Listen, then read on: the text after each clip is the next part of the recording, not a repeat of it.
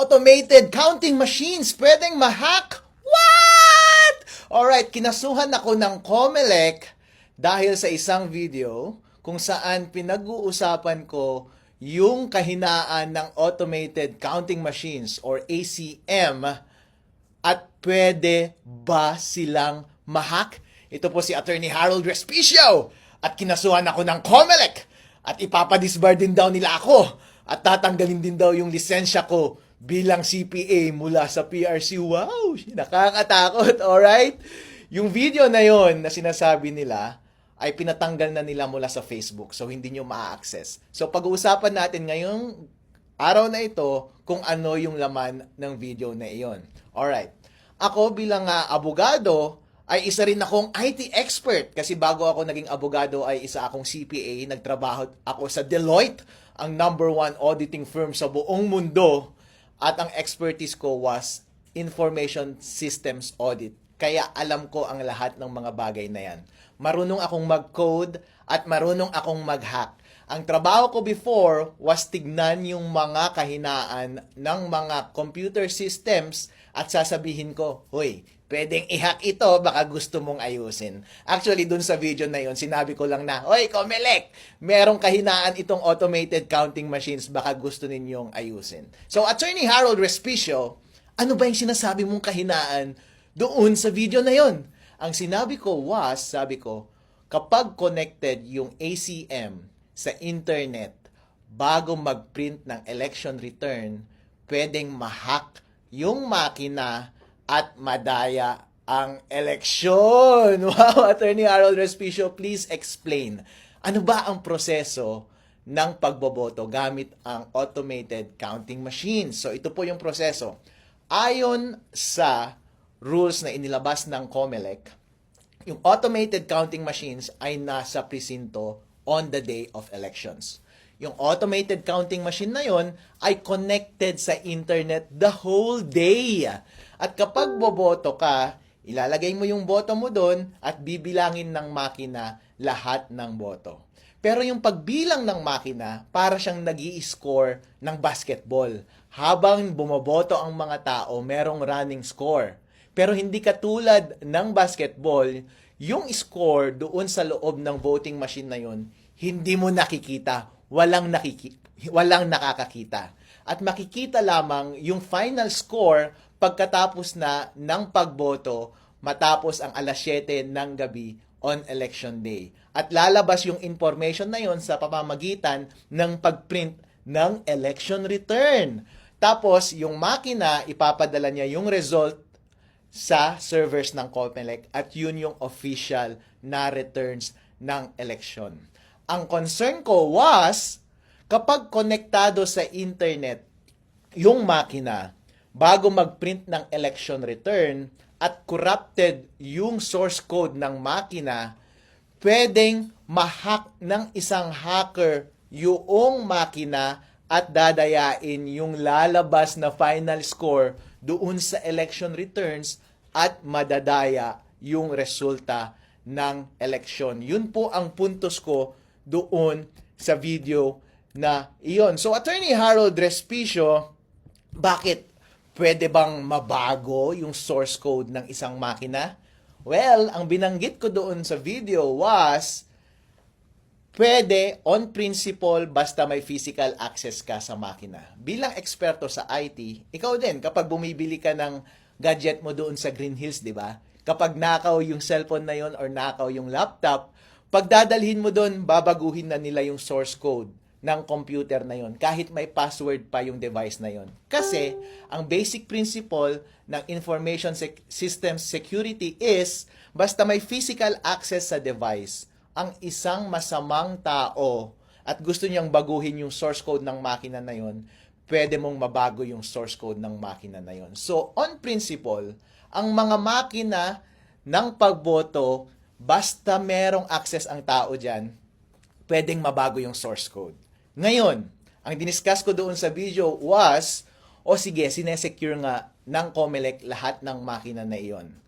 Actually, meron bang opening, ang sinabi ko sa video is, meron bang opening or instance na baka hindi nakatingin yung gwardiya na merong bad actor doon at baguhin niya yung source code? Kayo na lang ang humusga, di ba? So, mahirap iwasan yun kasi kahit gaano ka pa ka-stricto sa pagbantay ng makina, kahit konting sandali lamang na merong access ang masamang tao doon sa makina, halimbawa, galing sa loob ng gobyerno, kung gusto nilang dayain yung eleksyon, pwede nilang dayain yung eleksyon. Yun yung binanggit ko doon sa video na iyon. Ngayon, hindi mo maiiwasan yung bagay na iyon. Kaya ang alternatibo mong solusyon dyan ay kapag nagtanim sila ng masamang code, source code doon sa makina at may opening sa hacker, pwedeng i-hack. Dapat ang gawin mo, during election day, wag mo siyang i-connect sa internet. Kasi kahit corrupted yung source code nun, kahit ano pa ang gawin ng hacker, hindi niya ma-access yung device. Therefore, hindi niya mababago yung score. And kapag hindi niya nabago yung score, ang lalabas na score ay yung tamang score sa makina at walang magagawa yung makina. Once i-connect mo na siya sa internet later at ipadala mo yung results sa server ng COMELEC, hindi mahirap nang dayahin yun kasi may kopya na lahat ng watcher ng totoong resulta ng eleksyon. Yun yung binabanggit ko na pwedeng opening doon sa video na iyon. Doon sa video na iyon, naging detailed ako sa pag-discuss ng teorya ng computer securities at paano i-take advantage yung kahinaan na yun doon sa sistema ng automated counting machine. So, nag-code ako doon, dinemo ko kung paano mo talaga siya gagawin code by code, line by line, at ginamit ko itong laptop ko para i-demo in actuality paano siya gagawin. Para, pag nakita ng COMELEC yung video na yun, oo nga no, o kaya nakita ng taong bayan yung video na yun, sasabihin nila, oo nga no, convincing yung explanation ni Harold. Pwede ngang mangyari. Ayusin nga natin to. Actually, yun yung purpose ng video na yun eh. Yun yung hope ko na sana maayos ng COMELEC yung rules nila. Kasi, ang simple lang siyang pwedeng ayusin. Walang mawawala sa atin. Ang gagawin lang ng COMELEC is, babaguhin niya lang yung rules niya kung paano natin i-handle yung ACM machines during election day. Kasi right now, may lunabas na rules ang ACM kung paano i-operate yung voting machine na yun on election day. At kapag babasahin mo yung rules, connected na siya sa internet on the whole day. And walang instruction doon na dapat hindi siya connected sa internet or dapat i-connect mo lang siya sa internet after mag-print ng election returns. Ang recommendation ko was, bilang eksperto, ay magdagdag ka lang ng isang linya doon sa rules mo, COMELEC, at sabihin mo doon na wag mong i-connect sa internet habang nagbobotohan at habang nagpiprint ka ng election return. At i-connect mo lang sa internet pag magsesend na ng data papunta sa server ng COMELEC. May masama ba dun? Walang masama dun. Walang mawawala sa COMELEC, walang mawawala sa botante ng tao kapag yun ang gagawin mo. Yun lamang ay isang expert advice ko para mapabuti yung sistema ng COMELEC. Napakadaling solusyon po, Chairman George Garcia, okay? So sabi ng COMELEC, Attorney Harold Respicio, bakit naman kasi hindi mo na lang sinulatan yung COMELEC para i-report yan, para mag-usap kayo ng COMELEC? Bakit mo pa inilabas sa public?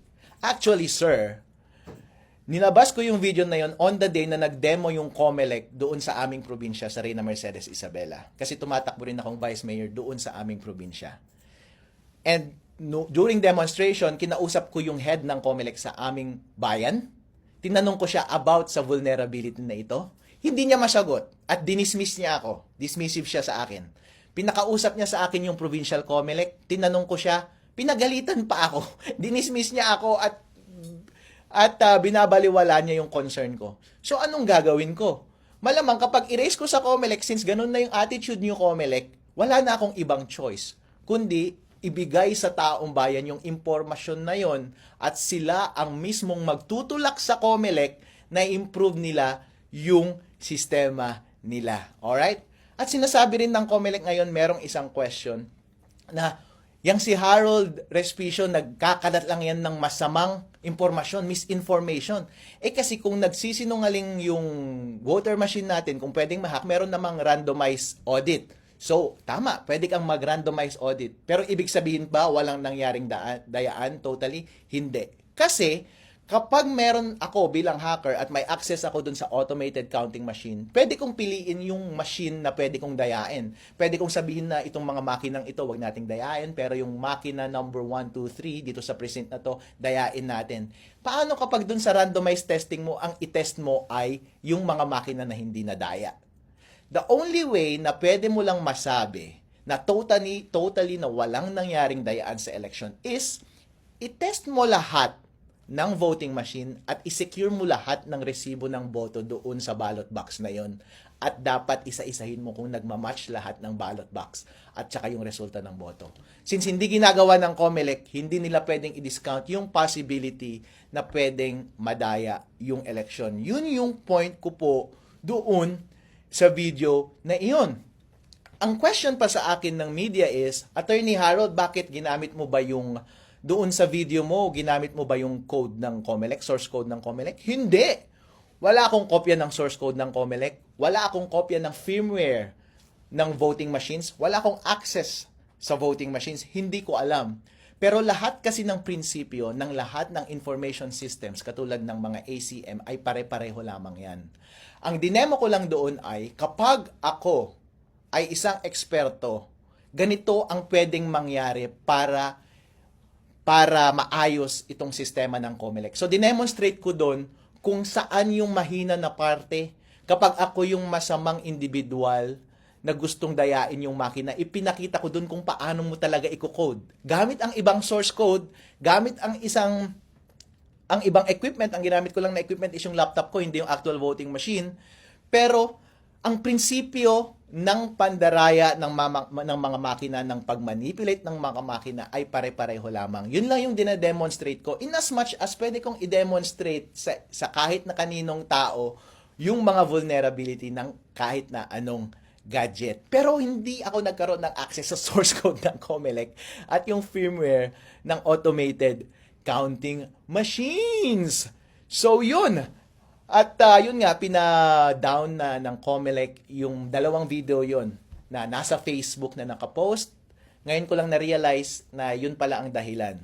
Kasi sabi ng Facebook, sabi ko, bakit ninyo tinanggal itong mga videos na ito? Sabi ng Facebook sa akin, kasi may nag-report na nagva-violate ka daw ng batas. Sabi ko, freedom of speech yan.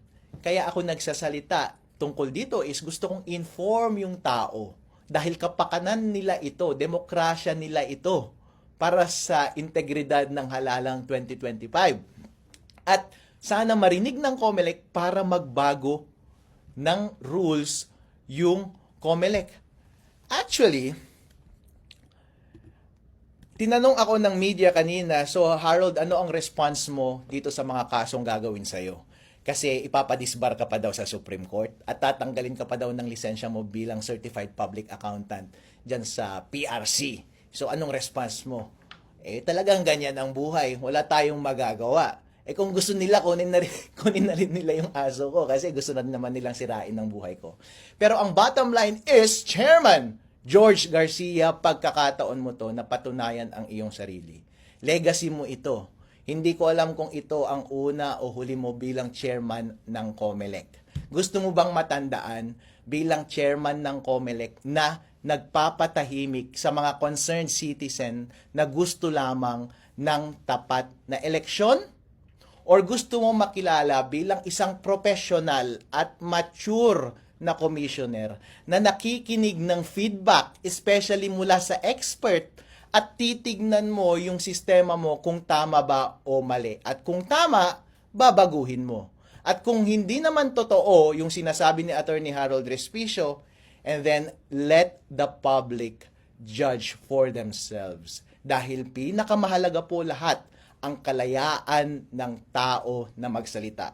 Nangyari na po ito paulit-ulit sa maraming gobyerno sa buong mundo, kung saan merong mga taga-tuligsa sa gobyerno at pinapatahimik nila yung taong iyon. Pagdating sa huli, ang talo ay yung mga abusadong gobyerno na iyon. Pagdating sa huli, ang katotohanan pa rin ang lalabas. Kaya ang advice ko sa COMELEC ay, kung sa tingin ninyo, aatras ako sa informasyon na to, or aatras ako sa kandidasiya ko, bilang Vice Mayor ng Reyna Mercedes ng Isabela, well, hindi ko gagawin yun. Dahil nagtitiwala ako sa ating batas na ang tama at ang karapatan nating mga individual na malaman ang lahat ng transaksyon ng gobyerno ang siyang magwawagi sa huli.